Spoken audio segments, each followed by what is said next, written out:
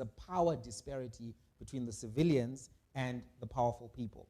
So last year, before the Zimbabwean elections happened, Al Jazeera did this big documentary where they exposed the corruption of the Zimbabwean government, that there's a lot of gold that is being illegally sold, and all of the people who were implicated kept their jobs.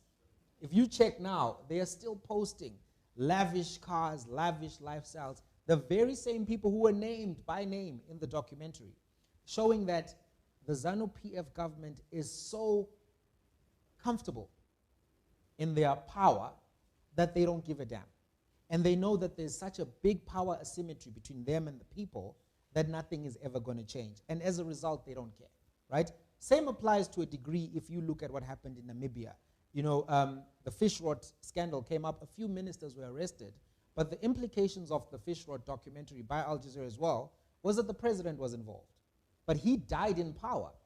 And when he died, he was still being celebrated as a liberator, as a great man, when his government was corrupt and ineffective. And it's very likely right now that they're still going to be the ruling party when they have the election.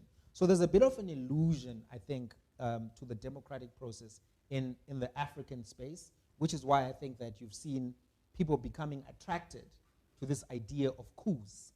There have been a few coups in Africa, and people have been very welcoming of the idea of, hey, there's a coup.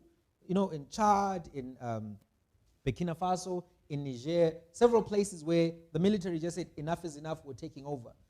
The global community thought the public is going to be angry and, you know, they're going to stand up for democracy.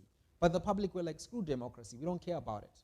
We actually comfortable with the fact that these people were removed. And part of that came from the fact that there was a resentment which had been harboring for so long, because people had felt powerless for so long, that they were happy to screw the powers that be, even if it may have meant screwing themselves over as well. I think Guinea is the example, not Chad per se. But why did I say South Africa is different?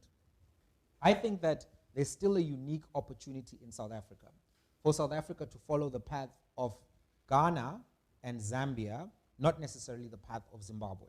And that's going to depend, I think, significantly on how the ruling party either handles defeat or handles this particular election. It's not so much in our hands, but I think that will really be a test of what is the quality of democracy in South Africa. Why do I say there's still a uniqueness to this media landscape? In Zimbabwe, this already would have been shut down.